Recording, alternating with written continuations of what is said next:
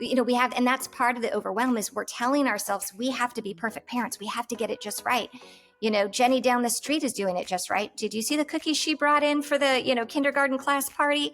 We have this shark music that runs in the background in our mind that tells us we're failing. Yeah. And then we flip our lids, and then we're overwhelmed, and then we're rupturing with our kids in a way we don't want.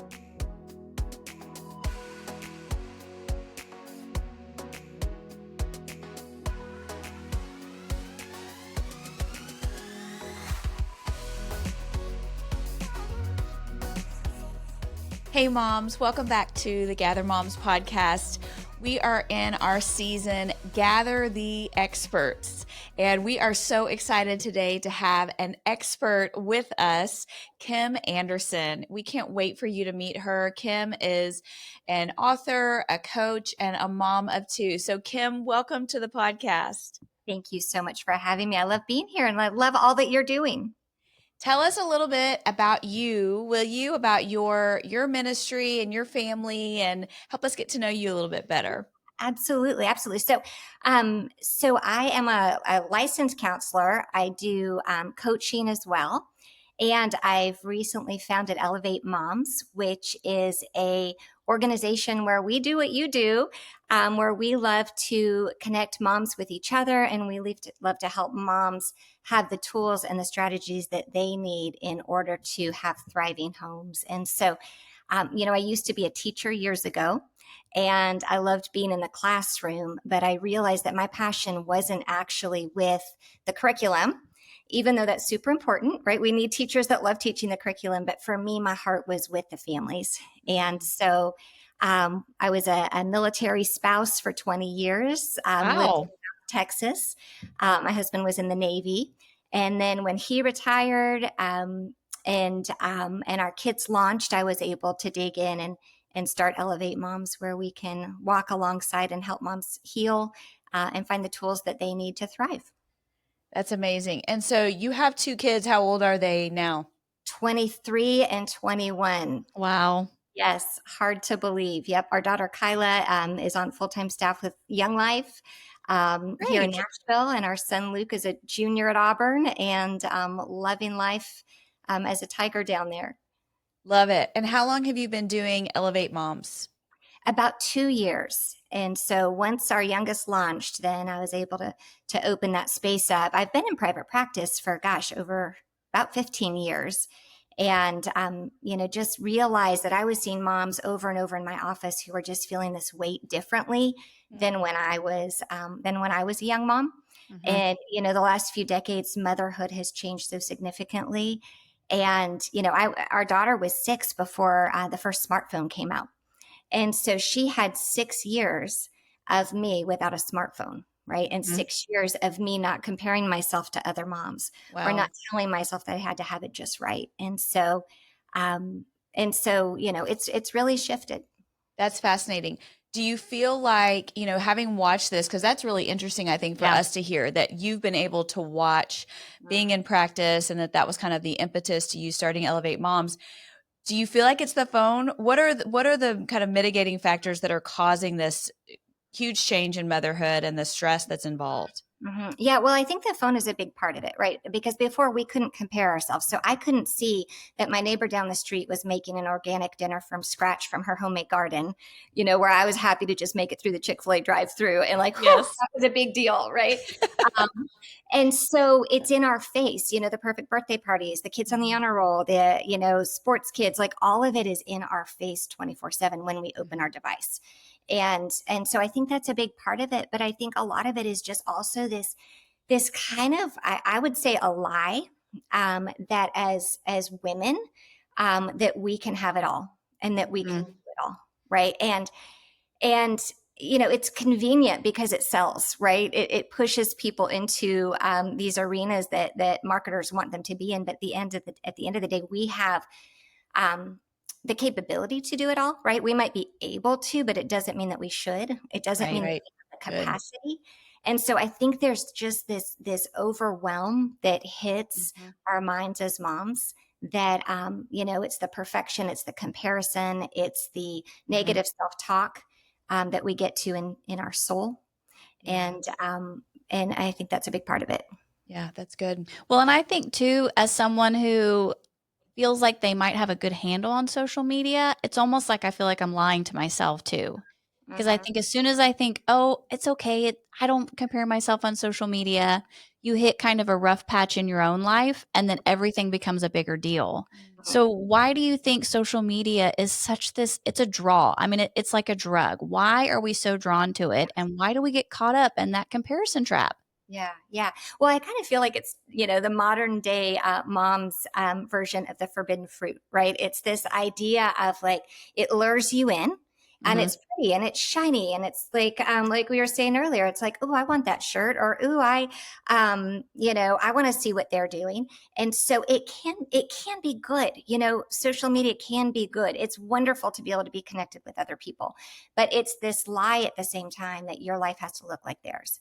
And so we go on to it, kind of with that dopamine hit of what's everybody else is doing, everybody else doing this, kind of FOMO, and then we leave with shame and with envy and with Yeah. this idea that our life is not beautiful the way that it is. Yeah. That's the big thing I think is that I have such a great life. Like Yeah. everybody has such a great life. Yeah, we have rough patches, but we all wake up in the morning and breathe fresh air and have kids and get to go do things. But for some reason, even Mhm. if my life is going so good, when I get off social media, I do feel like a physical feeling of like, ugh, I wish all the things. And so it's just so hard to think that we have the power within us almost to like be the one that doesn't compare on social media. We all get sucked into the same trap. Yeah. Well, we're feeding our souls junk food in essence, right? We're giving ourselves junk food, and then these whispers, whisper in the back of our head, right? Like, why can't I? Like, why can't my kids make the honor roll? Why can't my kids make the team? Why can't my house look like that? Why can't I go on vacation, every month on a private yacht in the Yes. Mediterranean? And so Yes. we don't even know the lies that enter our head, Mhm. and the way that they kind of capture and take over and leave us feeling defeated. Yeah, for sure. It's so good to think about. I've never heard the language somebody say that it's the forbidden fruit of Mhm. today for moms because that was the whole part of the lie from the enemy, right? Was to make Yeah. Eve think that her life as it was not Good enough. good enough. Yep. And she was missing out on something. And so, man, for to frame it that way and for us to be able to picture like when we are going to that is it what part of our souls is it speaking to? And is it speaking to that piece where we're feeling like it's feeding that piece where you feel like you're missing out? Or Mhm. are you in a healthy place where you're able to come to it and say, that's what God has given them. That's not what's mine. My life is good Mhm. as it is. I am blessed. I am content.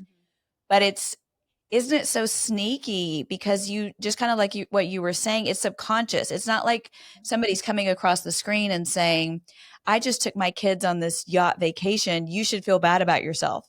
Mhm. Like it, if Right. it was that blatant, you'd be like, "Ah, absolutely not.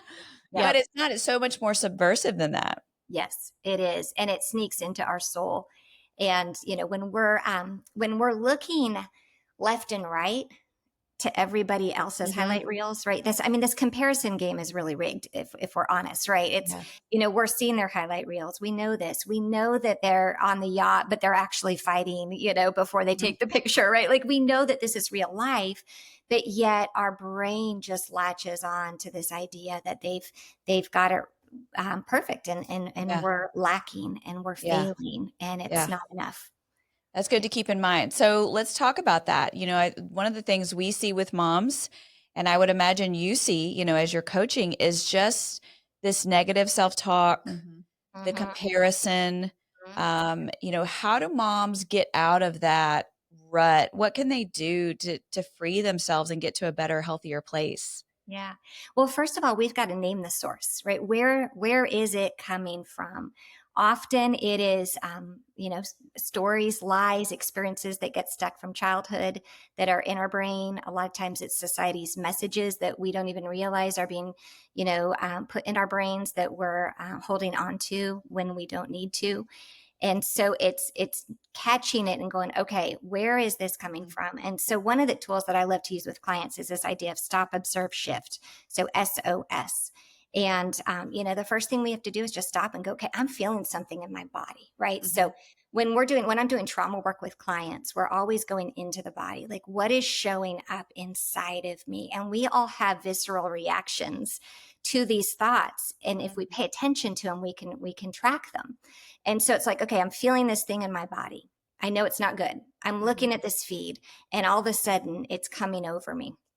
And then it's going, okay, what is it about, right? What is the story that I'm telling myself? What's going on inside of me, and where is it coming from?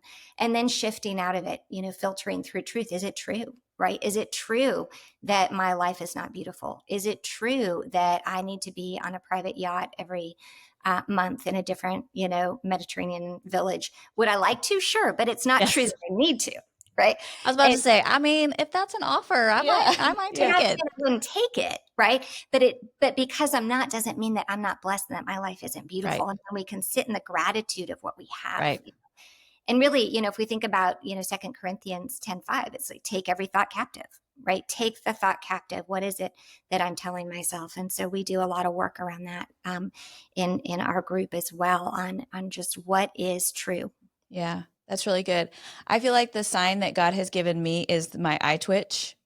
And Mm-hmm. and sometimes I'll have my eye will twitch really regularly, like in a period of my life. Mm-hmm. And I'm going, there is something, he's letting me see my body is physically responding to like something that is causing me anxiety and stress and overwhelm. And I have to keep digging to figure out like, what is the source of that, But sometimes it will just be it'll twitch.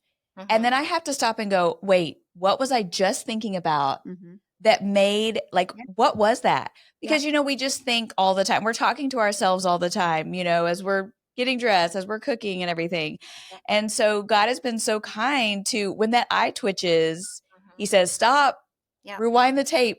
Yep. What were you just saying to yourself? Because whatever that is in there is causing this bad physical response. You're having anxiety about that or stress, and you need to bring that thing to me. Yeah. Well, it's awareness. We do, I do a lot of trauma work using a protocol called EMDR. And EMDR is a fantastic way to go, okay, what's going on inside of our soul? What's going on inside in our nervous system that gets stuck? And it's, if you think about crabgrass, right? It's like we're at the top of we see crabgrass, right? I know there's a lot of crabgrass in Texas because I lived there for 10 years. And it's like, pull it.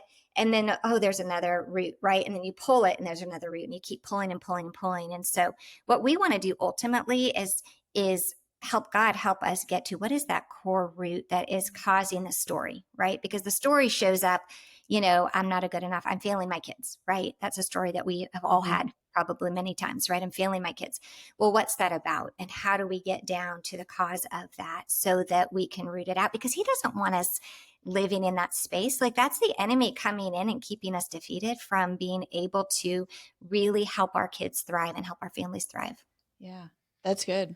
Well, we talked about earlier just this idea that as mothers, we have seasons. And so sometimes you have a season where things are going well and your kids are thriving. And then you hit a next season where it feels like everything's falling apart. And in those moments of everything falling apart, we feel so overwhelmed because we think back to when things were good. And now it's like, what's happened that I can't get my life together to make this work out? How do you think that idea of overwhelm plays out in moms, maybe physically, and then just like in the way that we're talking to ourselves? Yeah. Yeah. And so, well, when we're overwhelmed, we're not operating out of our thinking brain, right? We're operating out of our emotional brain. And so, we've got our prefrontal cortex. This is about 20% of our thinking. And then we've got our emotional brain, which is 80%, or takes up about 80% of our brain. And so when we overschedule ourselves, right? When we tell ourselves lies, when we can't say no because we're afraid of disappointing people, when we don't have structure and systems in our home, we don't have boundaries in our home, we get overwhelmed. And then what happens is, you may have seen this, but it's actually, if this is your brain, we flip our lid and our prefrontal cortex comes offline. Yeah. And this part of our brain that thinks isn't thinking. Mm-hmm. And so we're operating out of that emotional fight or flight, panic feeling. And that's when all those lies seep in. I'm not enough. I'm not this enough. I'm not that enough. And we can't be present with our kids in that space. We can't be present with our families in that space. And that's the hard thing. And so what's so important is that we create systems, we create structure, ways to kind of minimize the overwhelm in our life. Mm-hmm. And a lot of that, I think, comes down to boundaries and being willing to disappoint people, being willing to say no. And, we all have different battery lives, so overwhelm for me is going to look different than overwhelmed for you, but it's figuring out, am I showing up as my best self with my children? Right? Yeah. Am I showing up as the mom that I want to be? We only have to get it right 30% of the time, right? So as moms, we can mess it up 70% of the time. Okay, explain that. What do you mean by that? Yeah. So based on attachment research, we, as parents, to be a good enough mom, right, to be a good enough parent, we can mess up and have rupture 70% of the time with our children. Praise God. That might be the best news. That's usually where I start, actually. Amen. My kids are going to be okay. I think we're going to be okay. Yeah.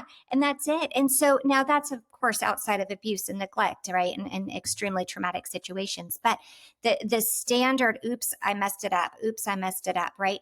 Our kids, they just need us to be human, right? They need us to be present. We can rupture and we can repair and come back and go, hey, can I have a do-over? I was overwhelmed by this. I was overwhelmed by that.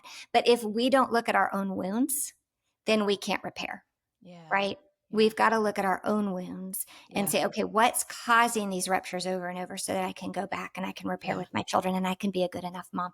We have, and that's part of the overwhelm, is we're telling ourselves we have to be perfect parents. We have to get it just right. Jenny down the street is doing it just right. Did you see the cookies she brought in for the, kindergarten class party? We have this shark music that runs in the background in our mind that tells us we're failing. Yeah. And then we flip our lids and then we're overwhelmed and then we're rupturing with our kids in a way we don't want to. Yeah, that's really good. So in the long term, what I hear you saying, I feel like, is in the long term, we want to make sure that we're not operating out of a wounded space and we want to do that work and that healing. In the short term, let's say we have a mom who is just regularly getting up or she's in that fight or flight mode. What are some of the ways she could notice that that's what she's operating out of? And are there any tools you could give her to help move her up into a healthier space? Absolutely. So the first way, back to that SOS, right? Stop, observe, shift. I'm feeling it in my body, right? I know, I know that my thinking brain is offline. My breath is short. I'm feeling my heart racing. Okay. We've all been there. So what that is, it's called hyperarousal, right? So there's this model called the window of tolerance. And the window of tolerance is this space where when we're in it, we can live out the fruits of the spirit, right? So our nervous system is regulated and we're able to give feedback, receive feedback. We're patient, we're kind, we're gentle, we have self-control. Well, then something happens and we flip our lid, right? And that's when we go into this space called hyperarousal. And that's what you're describing, right? Where it's like we're not thinking clearly. We are purely operating out of fight or flight. And then if we go down below the window, we go into hypoarousal. So we go up to hyper, then we go down to hypo. Hypoarousal is where we're just kind of we collapse and submit. We're just offline, right? If you have a teenage son in the house, that might be what you're experiencing. Yes. This just ennui, that ennui character in Inside and Out too, if you've seen it, right? And so, and then from there we go back up to our window. So the best way when we're up here in this space of hyperarousal is breathing exercises. And so what I love to recommend is triangle breathing with my clients. And triangle breathing looks like this, where you inhale for 4, hold it for 4, and then you exhale for 8 long seconds. And doing that over and over, it takes 20 minutes on average for our brain to go from hyper arousal, like, oh my gosh, I'm in panic mode. I just saw, I mean, these are examples that I see over and over in my office, right? Like I just saw that my middle school girl, wasn't invited to a party. All her best friends were there. And I saw it on Instagram, back to social media, right? I saw it on Instagram and I want to call the mom and I want to text her and I want to chew her out and I want to chew out the daughter, right? Like it's just this panicky feeling. And it's give yourself 20 minutes, right? If your family is in disarray, is, kind of all hyper aroused, set a 20-minute timer. Hey, we're all just going to go to our corners for 20 minutes, Great. take a beat, take a breath, and then come back, get your kids breathing. Those are great ways, but it's really just moving, walking, and listening to relaxing music. Hide in the bathroom if you have little ones and you can. Yeah. But it's giving yourself time for your prefrontal cortex to come back online. That's interesting to me that it's 20 minutes because in a world where everything is so instant, that actually feels long. It is Like, long. oh my gosh, does it really take that long for me to come back, to my like brain where I can think? Yes, yes. And when do we try and solve problems? Right away, when we're hyper aroused, right? As parents, we go in right away. We're going to solve this. I'm going to teach you a lesson. You're not going to disrespect me, right? And we try and go in and target it in that moment. But guess what? If we're not regulated, our kids aren't regulated, right? And so if we're out of our window of tolerance, then they're out of their window of tolerance too. So like at Elevate Moms, we have what we call, it's called the family framework. And there's 7 essential elements to build a healthy home, right? And one of those elements is the window of tolerance. It's the thermostat.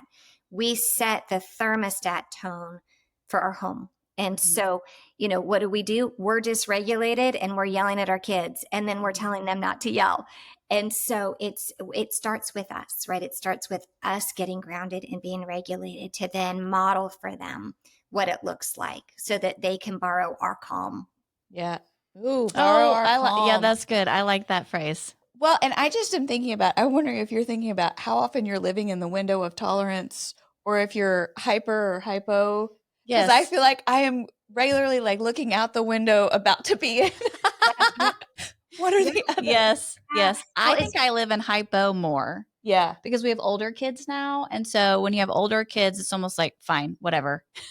You just check out. I just check out, And so I think when I had littles, I was definitely hyper. But now I feel like I've almost like swung too far the other direction to the hypo. Interesting. Yeah. Well, God created us to live a camel speed, right? I mean, that's how we came into the world was in a slow pace. And now we've got, and again, back to the overwhelm and back to social media and all that. I mean, I can't keep up with all the texts, the emails, the DMs that, it's just too much. It's too much for our brains. And so we've got this constant frenetic energy in our brain, even when we aren't dealing with something in crisis. There's always this, have I closed all the windows? As moms, we've got all these window tabs open, like our desktop. And it's like, I've got to close all of these windows. And it keeps us in that hyper aroused state. Yeah, that's really good. So, you've talked a little bit about how we become healthier moms and how we become, emotionally healthy. What can we do? What are some of the things that we can do to raise emotionally healthy families? Yeah. Well, we really feel like today's families are fracturing under the weight of unhealed wounds and disconnection. And so that's what we do at Elevate Moms is, we really, our mission is to restore families. And we do it by empowering moms with tools and healing that they need to create thriving families. And I think a lot of times we just need a map. And again, I think back to like our parents' generation, or at least my parents' generation, they had a few books to read and that was it. And maybe they consulted with their parents or friends. But, now today's moms, we get inundated with do this, don't do this. You're a bad mom if you do this, feed them this, don't feed them that, right? And so what we've done is we've taken all the research and all the information that we, have learned through the years, and we've put it into this structure where we walk families through those 7 elements. And one of them is, what we call the family blueprint, which is just saying, okay, let's put a stake in the ground and say, okay, what do you want your family to look like, right? How often as moms do we even stop and think, what do you want? Mhm. Like, we Yep. don't have time to think about that, right? What do you want? And so really getting both parents on board. What do you want your family to look like? Okay. And from there we go, okay, well, what are your values? What are your family values? Most families they can't tell you what their family values are. And the kids certainly can't, right? The kids Yeah. need to understand what their values are. And then creating rules and consequences for the rules. Because what happens is we parent often out of our mood and our energy level, right? And so it's reactive instead of intentional. And, we're, I agree.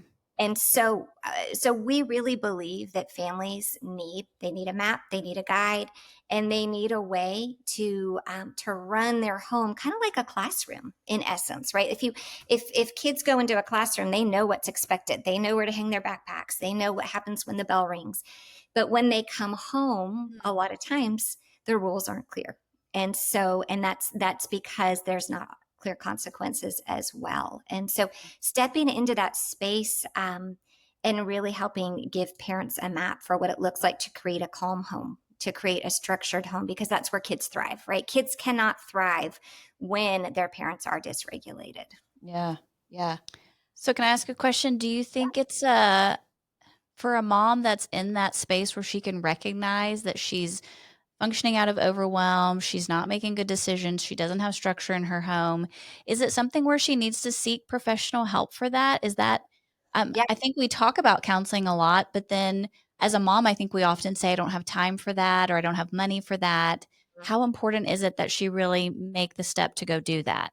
it's the most important thing, the most. And I'm smiling a little bit, because that is our biggest challenge, right? Like, we meet moms all the time who come in and they are overwhelmed, they are feeling like they're failing, but they feel guilty spending money on themselves, Mhm. right? So they're spending money on all of these other areas for their children, which is understandable. We want our kids to have options, but I think the most courageous thing that a mom can do is make her own healing a priority, right? Because that's where we see generational change, is Yeah. by sitting in our wounds and saying, okay, what is this about? Where did this come from? What's the story I'm telling myself? What's stuck in my nervous system that's not going to come out just from talking about it, right? That's where EMDR comes into play.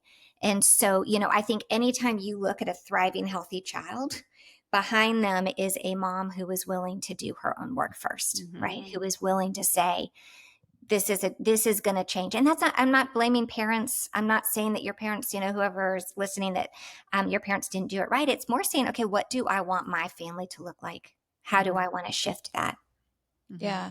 Well, and I think about, just the generational cycles of things. We look at families and it's like, you have family heirlooms, like these hand-me-down things that move from one family to another. I've got things sitting here in my office that were from previous generations and that are treasures to me. But I think in the same way, emotionally, that we pass things down from one generation to another. And some of those are gifts. You may have ancestors that were resilient, entrepreneurial, had perseverance. There were some really wonderful things. But we also have generational things that are passed down to us that are really damaging. And as moms, we want to be the cycle breaker to that. We want to say, I'm going to give my kids good gifts. I'm going to pass on the good things, and the things that were damaging end here. Yeah. End here. We're gonna stop here. So what can moms do in order to be the cycle breakers? Mm-hmm. Well, I would say seek professional help, right? That's a first step, because it's sitting in that space of really getting away from all of, all the chaos in the home, all the expectations, all the needs, to be able to sit and say, okay, what is true about the story that I'm telling myself? It's engaging with our story, right? It's sitting in it, it's looking at it, it's walking through it to get to the other side. And so, a lot of that is self-compassion, giving ourselves self-compassion, giving ourselves the ability to say, okay, 30% of the time, that's great. Set. Yep. Yep. Letting go of that idea of perfection. John 5:6, Jesus goes to the pool in Bethesda and says to the man, do you want to get well? Right? Do you want to be well? Pick up your mat and walk. And that's it. We have to want to be well. And a lot of times we're so afraid of looking behind the curtain to all of our pain and all hurt that we've been carrying with us for years. And we are not realizing that when we're not well, we're also passing that on to our kids. Yeah. And that our kids are going to, we're just adding to the backpack that they're carrying into adulthood with our bricks, right? That we've been carrying around. Well, here's some more, right? Because I wasn't willing to sit in the hard. Yeah. Mm-hmm. Well, one of the things that stands out to me about that John 5 passage, because I love it, because it's the craziest question for Jesus to ask the man, do you want to be healed? Because it's like, in our vernacular, you'd be like, obviously, bro. Yep. Yeah. Like, I'm sitting here at this place where I'm supposed to get healing, and I just can't seem to get healed. But for me, it makes me think about all of the moms in our culture that are looking for healing in a place where they're not going to get it. Right. So they're hoping to feel better by going to the Target run. They're hoping to feel better by going to get the pedicure. They're hoping to feel better by getting some time to themselves. And it's like the man sitting at the pool. And we all look at that and go, friend, there's not anything in that pool that's going to heal you. You're wasting your time camping out there, hoping that that's going to do something for you. Right. And then you really do wonder, like, if Jesus says to you, do you want to be healed? Are you willing to say yes and trust him to heal you? Because I think the other part of that, I wonder if you could speak to this, is that man, it was like the devil he knew. It was like he had some reason to almost kind of trust in that he might be able to get something out of this. Yep. And it was potentially scary for him to switch healing. Like, yeah, like, okay, I've been at this pool for 38 years, right? Yeah. I'm going to trust this guy that just happens to walk through. And so that was a risk. And so it does, our pain has to be heavy enough for us to feel it to a place where we're willing to consider another option.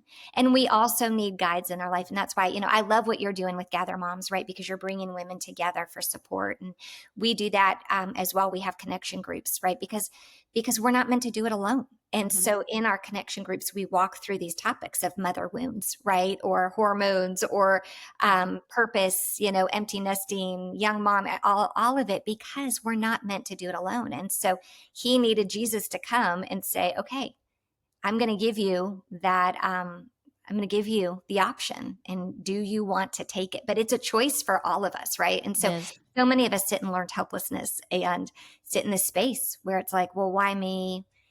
Why should I? Yeah.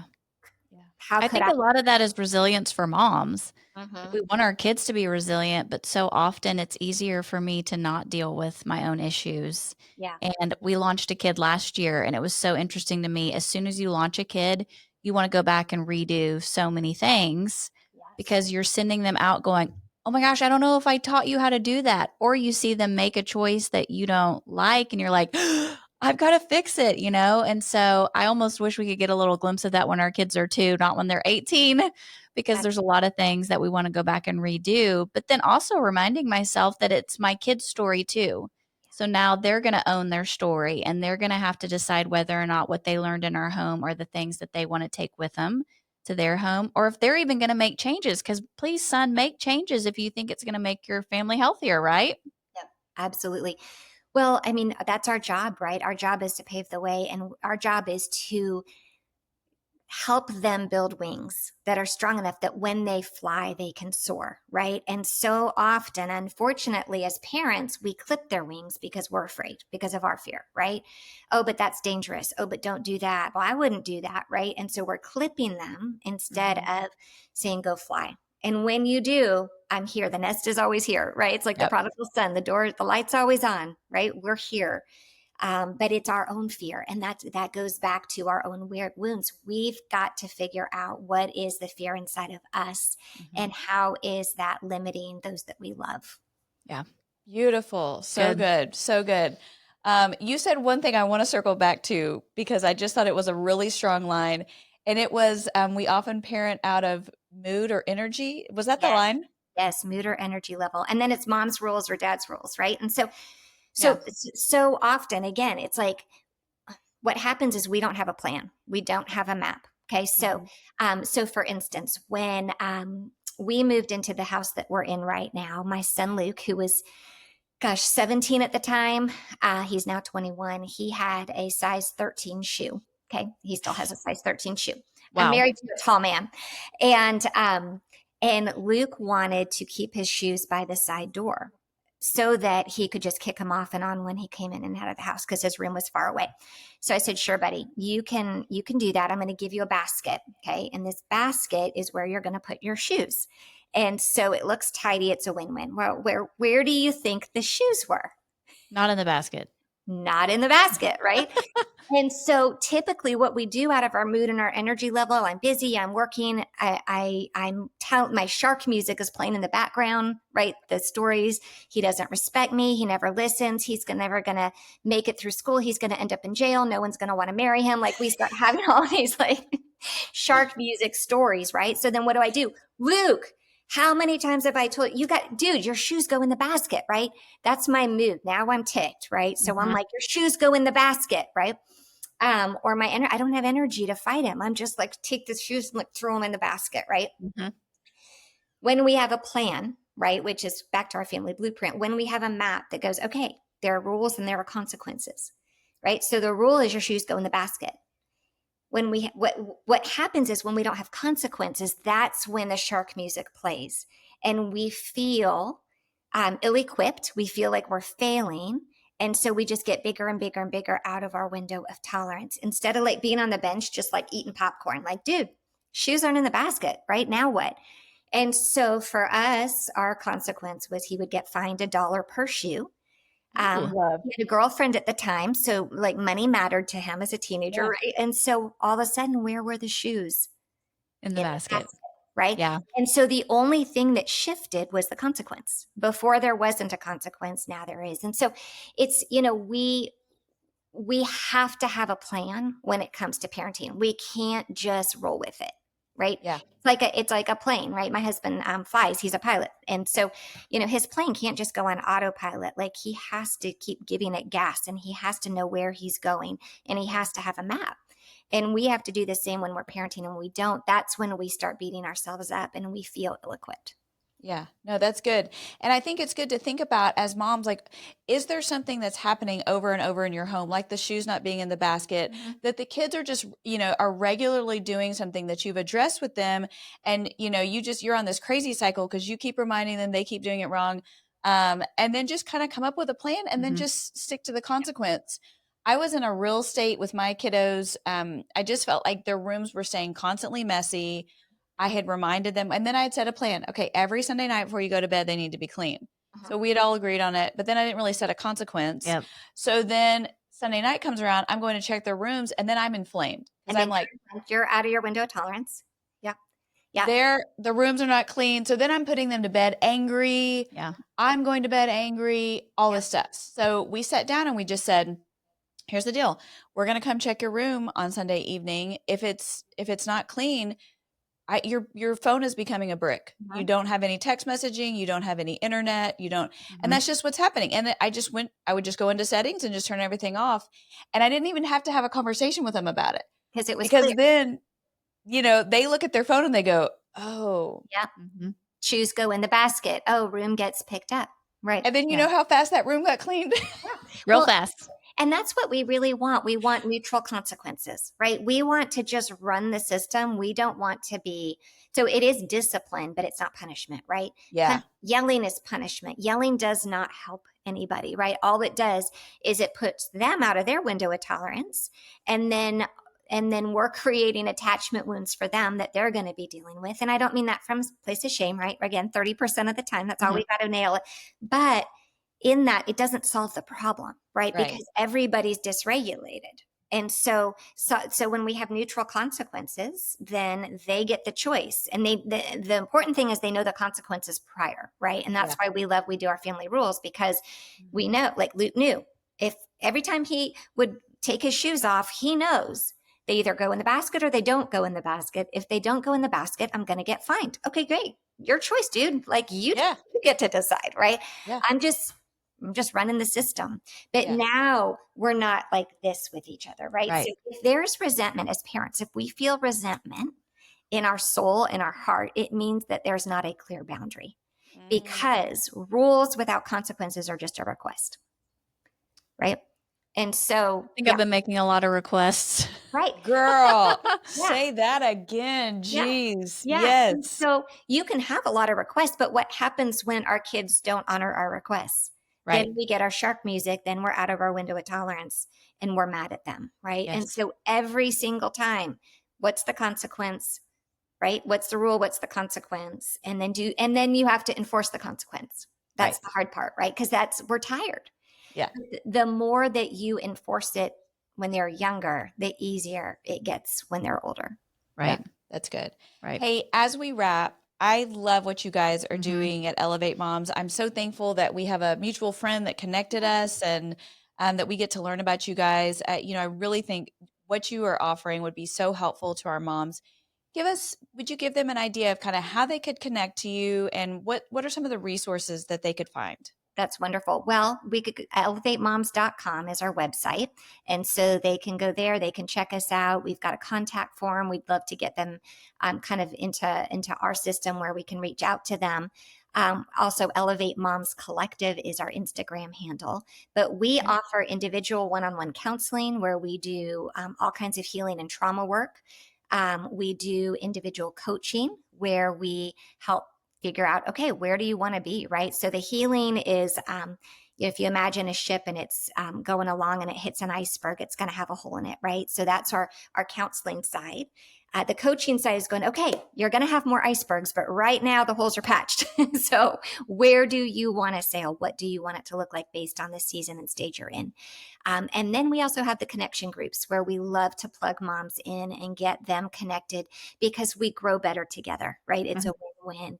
And so we've got resources where we talk through all of those 7 essential elements to build a healthy home. And we would love to help other women find that the peace that comes from having a map. And we do really work with the whole family system. Our passion and our heart is moms. We start there, but we do work with teens. We work with college kids. We work with men as well. So love it. Awesome. Coaching, counseling, and connection. Oh, good. So moms, make sure that you check them out. We will post all of those links in the show notes. Kim, thank you so much. This was gold. This will be one that I'll listen to over and over to just remember your wisdom. Thank you so much. Wow. Thanks so much for having me. I love what you're doing as well. Thanks. All right, moms, we love you. We'll see you next time. Bye-bye.